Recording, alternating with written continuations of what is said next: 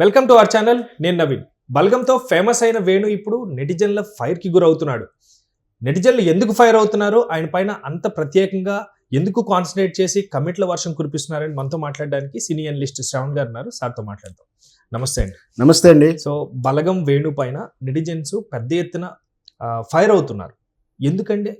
బల్గం వేణు ఈ మధ్య తన నిన్నో మొన్నో తన సోషల్ ప్లాట్ఫామ్లో కొన్ని ఫోటోలు షేర్ చేశారు. తను అనుకున్నాడు ఎల్లమ్మ షూటింగ్ సందర్భించిన అప్డేట్ ఇస్తున్నట్టుగా ఆయన ఉద్దేశం. సో ఆల్రెడీ ఒక 4 రోజుల కింద అనుకుంటా ఎల్లమ్మ టీజర్ రిలీజ్ అయింది. మోషన్ పిక్చరు బ్రహ్మాండంగా ఎంత బాగుందో మనం చూసాం. ఇన్ని రోజులు అంటే బల్గం తాలూకు తర్వాత ఆ వేణుకి వచ్చిన క్రేజ్, ఎల్లమ్మ అనౌన్స్మెంట్ అయిన కాంచి రకరకాల వార్తలు, హీరో మారుతున్నాడు, వాళ్ళు మారుతారు, వీడు మారుతారు, ఏదో రకరకాల చర్చలు, ఆయన మెయిన్ క్యారెక్టర్, ఈయన మెయిన్ క్యారెక్టర్లు అని. సో ఏదైనా కొంచెం నన్ను అడిగితే ఆలస్యమే అయింది షెడ్యూల్ అదంతా కూడా. సరే అది టెక్నికల్ విషయం. అప్పుడైతే షూటింగు దేవిశ్రీ ప్రసాద్ మెయిన్ క్యారెక్టర్గా వస్తున్నటువంటి ఈ చిత్రం టీజర్ రిలీజ్ అయింది. 3-4 రోజుల తర్వాత మళ్ళీ ఏదైనా అప్డేట్ ఇవ్వాలనుకున్నాడేమో, ఒక 4-5 ఫోటోలు ఆన్ లొకేషన్ అంటూ ఏదో ఫోటోలు పెట్టాడు. అయితే అది దురదృష్టవశాత్తు ఏంటంటే అదొక దేవాలయంలో కూర్చొని దిగిన ఫోటోలలో ఒక ఫోటోకు ఆయన షూ వేసుకొని దిగడం అనేది కనిపించింది. అంటే టెంపుల్లో నువ్వు షూ వేసుకొని ఉండడం ఏంటి అనేది విమర్శిస్తున్నారు. ఇక్కడ 2 రకాలైనటువంటి పాయింట్ల గురించి మనం చర్చించాలి. వేణు తను షూటింగ్ సమయంలో దేవాలయం పాత దేవాలయంలా ఉంది. అది వెనకటి దేవాలయాలు, ఈ ప్రాకారాలు, ఆ క్యాబిన్లుగా ఉండేటువంటి ఆ మండపాలుగా ఉండేటువంటి విధానం చూస్తే ఎక్కడో హైదరాబాద్ దగ్గరలోనో ఎక్కడో పాత దేవాలయ స్ట్రక్చర్ అయితే కనిపిస్తుంది. విశాలమైనదిగా ఉన్నట్టుగా అర్థమవుతుంది. నిజంగా అట్లాంటి దేవాలయంలో నాకు తెలుసు హైదరాబాద్ అవతల ఇటు చుట్టుపక్కల 3-4 దిక్కుల్లో ఉన్నాయి అట్లాంటి టెంపుల్స్. మరి ఎక్కడ టెంపుల్ అని క్లారిటీ లేదు. షూటింగ్ అనుమతిస్తారు. అక్కడ ప్రధాన గర్భగుడి దేవాలయ ఆ మండపం వేరుగా ఉంటుంది. ఆ చుట్టూ మండపాలు, ఆ విశాలమైన కోవెల అవంతా కూడా మళ్ళీ అక్కడ అంటే ఇక్కడ కళ్యాణానికో వేరే వాటికో విశాలంగా ఉంటాయి. అది ఎక్కడ అనేది క్లారిటీ లేదు. గర్భగుడి అయితే కాదు.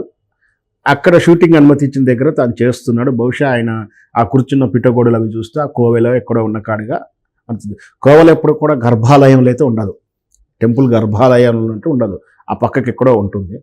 సో అక్కడ షూతో ఉన్నటువంటి ఫోటో ఉండడంతో షూటింగ్లో సహజంగా ఏం జరుగుతుంది అంటే పవర్ కరెంటు ఉంటుంది కాబట్టి ఈ లైట్లు వాడేటువంటి టెక్నీషియన్స్ కానీ, లైట్ అసిస్టెంట్స్ అంటారు, లైట్ ఆఫీసర్స్ అని ఇప్పుడు కొత్తగా పిలుస్తున్నారు వాళ్ళని, ఈ కెమెరా అసిస్టెంట్స్, కెమెరా మెన్లు, ఆ ప్రొడక్షన్ అక్కడ తిరిగే వాళ్ళు మాత్రం ఖచ్చితంగా షూ వేసుకుంటారు. ఎందుకంటే పవర్ కేబుల్తో ఉంటుంది, వాళ్ళకి ఇబ్బంది పడతారు అని వాళ్ళకి మాత్రం ఎక్స్క్యూజ్ చేస్తారు. సాధ్యమైనంత వరకు చాలాసార్లు ఎక్స్క్యూజ్ చేస్తారు. ఇట్లా చెప్పులు వేసుకుని తిరుగుతుంటారు కాబట్టి షూటింగ్ వాళ్ళకు ఇల్లు లొకేషన్కి ఇవ్వాలి, షూటింగ్ ఇవ్వాలంటే కూడా ఇవ్వరు. ఎందుకంటే అందరూ షూ వేసుకొని తిరుగుతారు. ఎవరో ఒకరు పాన్ పరాగు చూస్తారు, సిగరెట్ తాగుతారు, రకరకాల న్యూసెన్స్ ఉంటాయి. సో షూ వేసుకోవడం, చెప్పులు వేసుకోవడం అనేది కామన్ అక్కడ. సో మరి అక్కడ గర్భాలయం దూరంగా ఉంది కాబట్టి వేసుకుని ఉండొచ్చు. మరి అది అవునా కాదా ఆయన క్లారిటీ ఇవ్వాలి. నెటిజన్స్ మాత్రం విమర్శిస్తున్నారు. ఇంకొకటి ఏంటంటే ఇట్లాంటి విమర్శలు చాలాసార్లు చాలామంది మీద వచ్చాయి. ఈవెన్స్ నరేంద్ర మోడీ గారి మీద వచ్చింది, కేసీఆర్ గారి మీద వచ్చింది, నిన్న మొన్న రేవంత్ రెడ్డి గారి మీద కూడా వచ్చినట్టుంది. వీళ్ళు ఏంటంటే మన దైనిక జీవితంలో ఇప్పుడు గత 30-40 ఏళ్ళ నుంచి ఏంటంటే ఇంట్లో కూడా స్లిప్పర్స్ లాంటి చెప్పులు, ఏదో రకమైన చెప్పులు అంటే ఖాళీ పాదాలతో కాకుండా స్లిప్పర్సు, ఇన్నర్ షూ, లేదా షూ మాదిరిగా ఉండే క్లాత్ షూలు, ఇట్లాంటివన్నీ కూడా వాడుతూ ఉంటారు.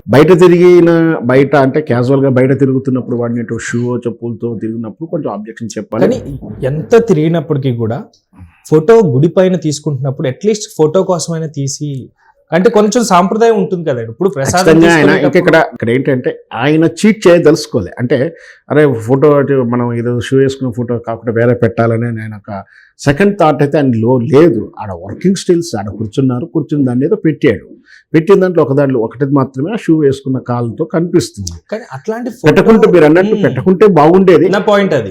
పెట్టుకుంటే బాగుండేది, తీస్తే బాగుండేది. కానీ ఆయన ఏమి స్పెషల్ అంటే జనాన్ని మోసం అంటే అప్పటిదాకా షూ వేసుకొని తిరిగి జనం చూసే ఫోటో కోసం షూ ఏదో తీసి పక్కకు పెట్టి మళ్ళీ షూ వేసుకోవడం అనేది దట్ కాల్డ్ చీటింగ్ అనొచ్చు జనరల్గా. అట్లానే వాంటింగ్లీ చీటింగ్ ఏం చేస్తలేడు. సరే అది ఒక రకమైన ఏది జరిగినా కూడా మరి అది దేవాలయం పూర్తి ప్రాంగణమా గర్భగుడి కోవల దగ్గర అనేది ఒక క్లారిటీ లేనప్పుడు మనం ఆయన తప్పు పట్టకూడదు.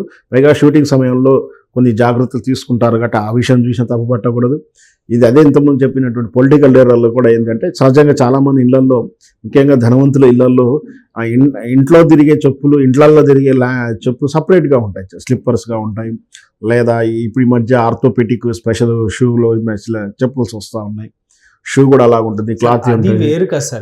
అంటే ఫోటో చూసే వాళ్ళకి ఏమర్థమవుతుంది, చెప్పులు వేసుకొని వచ్చాడు అనేది ఉద్దేశం. క్లియర్ గా నేను చెప్పేది ఏమిటంటే వాళ్ళకు విమర్శ ఎందుకు వచ్చిందని చెప్తున్నానంటే వాళ్ళ ఆ ఇంటర్నల్ చెప్పులు వాటికి తప్పు లేదు అనే ఫీలింగ్లో వాళ్ళు ఉన్నారు కాబట్టి అవి కనిపిస్తుంది.